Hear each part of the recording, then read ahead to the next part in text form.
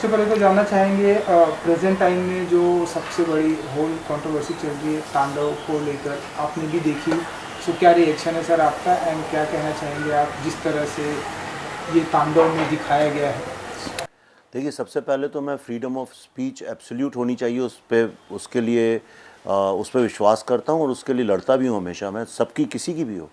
और मुझे नहीं ऐसा लगता है कि हमारा कल्चर या रिलीजन या हमारी सोसाइटी या कंट्री इतनी कमज़ोर है कि एक वेब सीरीज़ से उस पर कोई बहुत बड़ी आंच आ जाएगी। तो सबसे पहले तो मौलिक रूप से, सैद्धांतिक रूप से मैं किसी भी तरह के फ्रीडम ऑफ स्पीच के साथ खड़ा हूँ। लेकिन अगर कोई अपने बिज़नेस को या अपने ओटीटी प्लेटफॉर्म को या किसी भी मीडियम को एक देश को तोड़ने के लिए, एक सोसाइटी और उसके कल्चर को तोड़ने के लिए एक विधिवत रूप से अगर विदेशी ताकतों के साथ मिलकर एक कैंपेन चलाए, उसको एक पॉलिटिकल टूल, एक पॉलिटिकल वेपन की तरह इस्तेमाल करे, तो उसके खिलाफ भी मैं लड़ने के लिए खड़ा हूँ।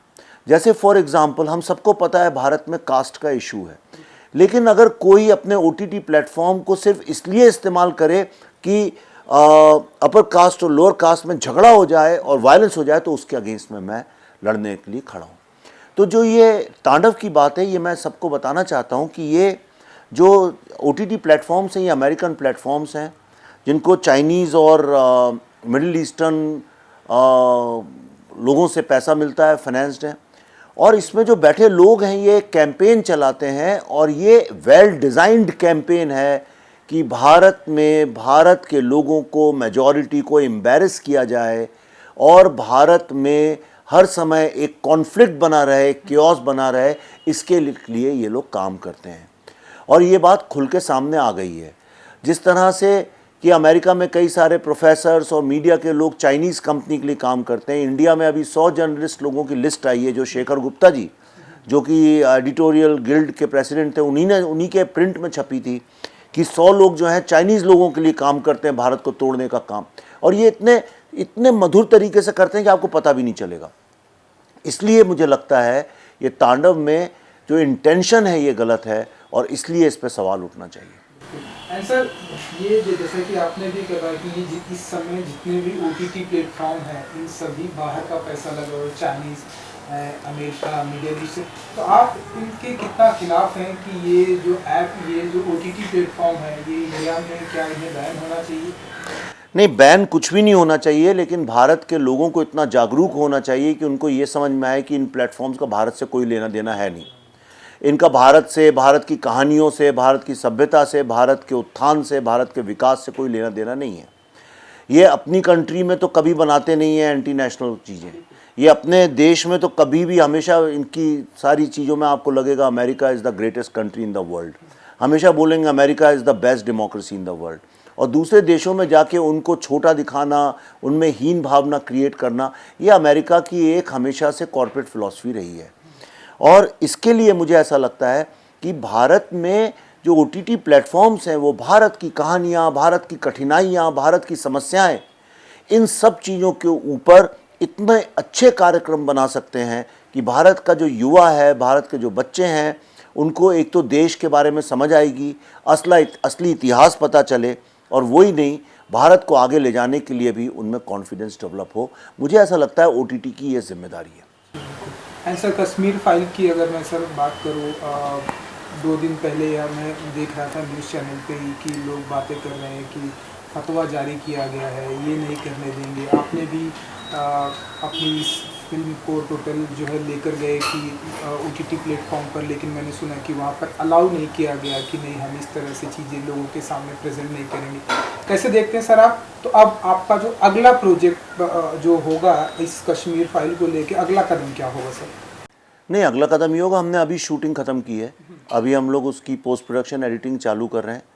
तो अगला कदम इसके बाद होता है मार्केटिंग और रिलीज़ का। मुझे पता है कि उसमें किस तरह की समस्याएं आएंगी, किस तरह का विरोध होगा, और वही लोग जो आज तांडव को डिफेंड कर रहे हैं वही हमारे अगेंस्ट खड़े हो जाएंगे। क्योंकि इस देश में, मैं आपको ईमानदारी से कहता हूँ, अपने 30 साल के जीवन का निचोड़ मैं आपको बताता हूँ, करियर का निचोड़ ये है कि इस देश में, इस देश के लोगों के लिए, मेजॉरिटी के बारे में कुछ बनाना लगभग असंभव है, इसीलिए लोग बनाते नहीं हैं, और बनाते हैं तो उसको मसाला फिल्म की तरह बना देते हैं। ये हार्ड हिटिंग, एक ईमानदारी से बनाई हुई, मेरे ख्याल से पूरे इतिहास की सबसे ऑनेस्ट फिल्म है। और ये बात वो जानते हैं, चूँकि वो मुझे जानते हैं इसलिए जानते हैं कि मैंने बिल्कुल फियरलेस होके बहुत ही हिम्मत के साथ ये फिल्म ईमानदारी से बनाई है, इसीलिए वो डरते हैं। इसीलिए फतवा, अभी मैं गया था वहाँ पे तो मैंने एक खाने वाजवान का ऐसी हंसी मजाक में लिखा था कि भाई ये वेजिटेरियन, मैं वेजिटेरियन आदमी हूँ, वो क्या करे, अगर आप वेजिटेरियन हैं तो मतलब आप वाजवान खा ही नहीं सकते हैं। तो मैंने कहा भाई क्या वेजिटेरियन बन सकता है कि नहीं, इतनी सी बात के ऊपर इतना बवाल मचाया इन लोगों ने। प्रॉब्लम ये हो गया है कि आज जो नई जनरेशन है कश्मीर की, उसके दिमाग को ऐसा ब्रेन वॉश कर दिया है पाकिस्तान ने और टेररिस्ट लोगों ने कि वो ये मानने को ही तैयार नहीं है कि भारत से उनका कोई लेना देना है। और अगर हम लोग पिछली सरकारों की तरह इस बात को यही सोच के कि कश्मीर डिस्टर्ब्ड है उसके बारे में बात नहीं करें, या ख़तरा है, या फतवा इशू कर देते हैं, चुप हो जाएं, तो ये 30 नहीं 300 साल तक ये समस्या बनी रहेगी। और भारत ऐसे ही तो गुलाम बन गया था।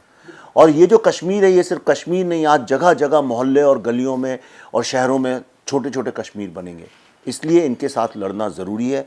मैं, सैनिक लोग बंदूकों से लड़ते हैं, हम क्रिएटिव लोग हैं, हम अपने क्रिएटिव काम से लड़ेंगे। बिल्कुल सर, क्योंकि आपकी फिल्में ऐसी हमें देखने को भी मिलता है। थोड़ा बहुत अगर आप, क्योंकि फिल्म की शूटिंग डन हो चुकी है, तो थोड़ा बहुत अगर आप बता सकें कि और हमें क्या कुछ देखने को मिलेगा इस फिल्म में। ये 19 जनवरी 1990 की कहानी है। आज 19 जनवरी 2021 है, 31 साल हो गए और भारत में किसी को पता भी नहीं वहाँ क्या हुआ। लोगों ने हल्का फुल्का सुना है तो उन्हें लगता है हाँ कश्मीरी लोगों को वहाँ से भगा दिया गया था, लेकिन किस तरह से भगा दिया गया था ये कोई नहीं जानता है। और ये जो कष्ट की कहानी है, ये जो पूरे उत्पीड़न की कहानी है, ये जो संघर्ष की कहानी है, ये उसका एक सबसे ज़्यादा ऑनेस्ट, ट्रूथफुल, ईमानदारी से बनाई गई ये फिल्म है। और मुझे ऐसा लगता है इस फिल्म के बाद भारत के बच्चे बच्चे को कश्मीर पे गर्व होगा और उसका दिल जो है यही चाहेगा कि जिस तरह से अगर आपका कोई बचपन का दोस्त बिछुड़ जाए तो आप उसको ढूंढने के लिए कहाँ कहाँ नहीं जाते हैं, इस तरह भारत का हर युवा, हर बच्चा कश्मीर को फिर से भारत के मेन स्ट्रीम में जोड़ने के लिए यत्न करेगा। यही मेरी कोशिश है। जी सर, लेकिन जिस तरह से सर आपने ये फिल्म बनाई है, लोग तो बिल्कुल नहीं चाहेंगे, जो भारत देश को तोड़ना चाहते हैं वो तो बिल्कुल नहीं चाहेंगे कि ये फिल्म रिलीज़ हो, ये फिल्म किसी OTT प्लेटफॉर्म पर आए। तो अब कहाँ आप इसे कोशिश करते हैं कि OTT प्लेटफॉर्म पर लाएंगे, सिनेमा घरों में? अगर आप नहीं, ये फिल्म सिनेमा घरों में रिलीज़ करूँगा, पूरे विश्व में करूँगा। मैं गली, गांव गांव, शहर शहर, पूरे विश्व में घूम के, भले ही 10 लोग देखने आए, मैं पूरी दुनिया को दिखाऊंगा। सारी दुनिया को पता चलना चाहिए कि हमारे साथ किस तरह की नाइंसाफ़ी हुई है, इनजस्टिस हुई है। और इनजस्टिस सिर्फ ये नहीं कि वहाँ से कश्मीरियों को भगा दिया गया था या मार दिया गया था, इनजस्टिस ये भी है कि पूरे वर्ल्ड में कोई ये मानता ही नहीं है कि भारत में जेनोसाइड हुआ था। और इसलिए इस्लामिक टेररिज्म कितना ख़तरनाक है, ये बात हर विश्व में लोगों को पता चलना चाहिए। उसके लिए मैं जहाँ तक जो मैं कर सकता हूँ करूँगा। तो सिनेमा घरों में ये कब तक आ जाएगी? देखिए, मैं कोशिश तो कर रहा हूँ कि इस साल के मध्य में आ जाए। और कुछ कहना चाहेंगे सर, प्रेजेंट टाइम में जिस तरह से हमारे देश में चल रहा है, जैसा कि तांडव में भी हमने देखा, पॉलिटिकल अटायर को लेकर बहुत बड़ा।